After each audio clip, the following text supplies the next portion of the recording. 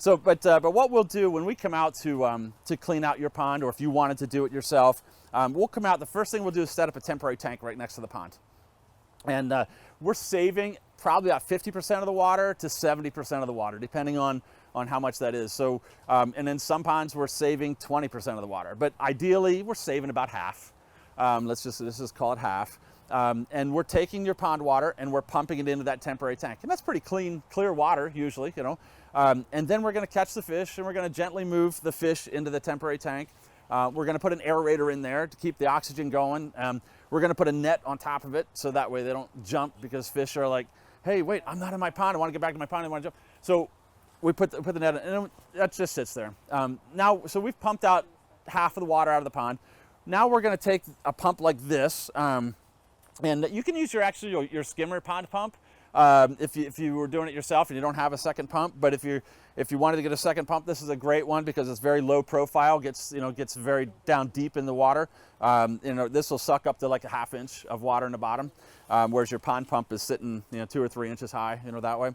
And then this is our pump out hose, so this would just thread into here, and so it's a nice fast pump that's going to pump the water into the temporary tank. But then we're also taking this hose with this pump with your pond water, and I'm using this as a fire hose, and I'm just going up and down the stream, and I'm just spraying this into all the nooks and crannies around all the rocks. My goal is not to pressure wash the surface of the rock. My goal is to get all the muck and debris that's built up behind the rocks and in the rock and gravel. So if this is all rock and gravel here, I'm spraying this as a volume wash through the rock and gravel. So the rock and gravel is kind of moving and grooving around, and all of that muckiness that's built up between all that rock and gravel, it's flowing right down the stream, back down to the bottom of the pond. So when I'm done washing out that stream and waterfall area, that pond water is looking pretty mucky. So as I'm cleaning that off, now I'm going to the first shelf in the pond, which is exposed, and I'm doing the same thing, and that pond water is getting muckier and muckier. And then I'm going to slowly start to discharge that high nutrient pond water into the landscape. So if you want to green up your grass, that's the way to do it. Don't go to Lowe's and buy nitrate fertilizer, use your pond water, or some plant material around there or whatever. And so that's what I'm doing to clean out the pond until I have the pond completely drained out, and everything, all that macro debris is just gone. But what we're not using is we're not using the pressure washer, like the very thin spray that just scraping the surface of the stone to get all that fine biofilm off. When we do this, we're destroying the whole ecosystem of the pond. We don't want to destroy all of it. We just want to get that macro debris out.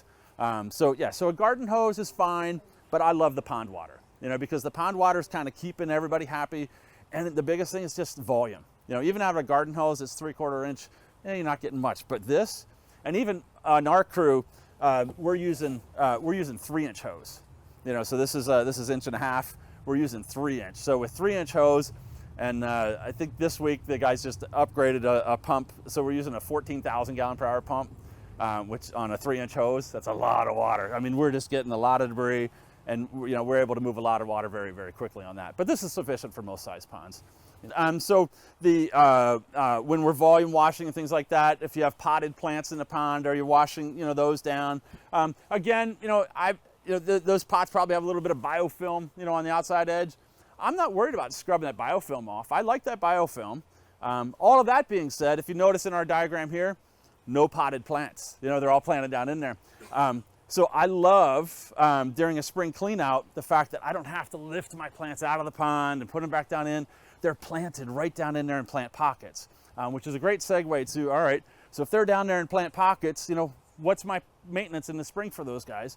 And so if we have a lily on a shelf and he's in that plant pocket through there, and you remember from last year that that lily was just getting a little too big for its britches, kind of growing outside of that original plant pocket. My gravel on the bottom of the pond is only about like that thick. So I just reach my hand underneath that gravel, grab that rhizome for that lily, and just break it off.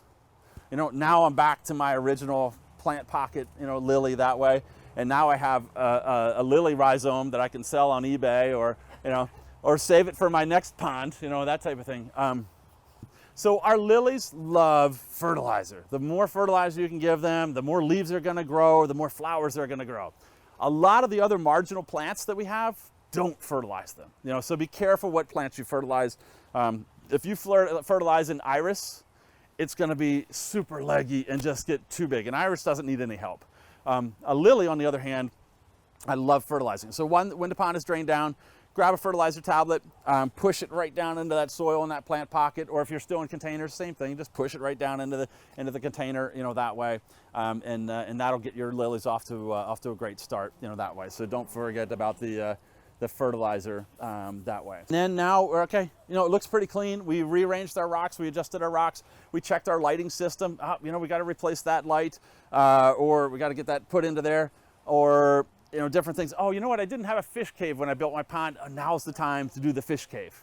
Or, you know, I didn't put a skimmer on when I built my pond. Now's the time to do a skimmer. You know, get a skimmer in there while the water levels, you know, drain down. So now everything is kind of, you know, all right, we're flushed out. It's time to refill the pond. So I'm going to take the pond water that we saved in that big tank. I'm going to pump that back into the pond. I'm going to gently transfer my fish. So my fish are still in that same water. So we're keeping the stress levels as low as we can for the fish. And then I'm going to put my garden hose back in the pond and fill it up that other 50% or that other 30%, whatever it turns out to be. If you are on York water, who's on York water, all right? So York water, chlorine, chloramines. The chlorine and chloramine levels are poisonous to your fish, even at small levels. Municipal water systems tend to spike that every once in a while if they need to flush out a line or something like that. For us, it's not at levels that bother us, but for fish who are hypersensitive to that, it's very, very important that we get rid of those chlorine and chloramines. So hopefully, yep, there we go. Pond Detoxifier, this Pond Detox product, gets rid of chlorine and chloramines instantly. So when you do this water change, please dose with the Pond Detox.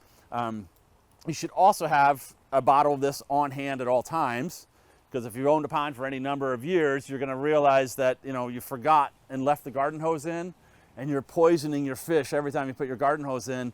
If you leave that run overnight and do more than like a 50% water change because you left the hose in, you could kill your fish. And I speak from personal experience. I've done it, and it's not fun. But if you have Pond Detox on hand, you can instantly dechlorinate the water and save your fish. So always have a bottle of this sitting on hand, you know, that way. And I'll say one last thing on the Pond Detox: double the dosage rates when using the Pond Detox if you're on York water. We've seen chlorine levels spike to the point where they get beyond the capacity of the regular dosage of this. So it doesn't hurt to double the dosage rates of that.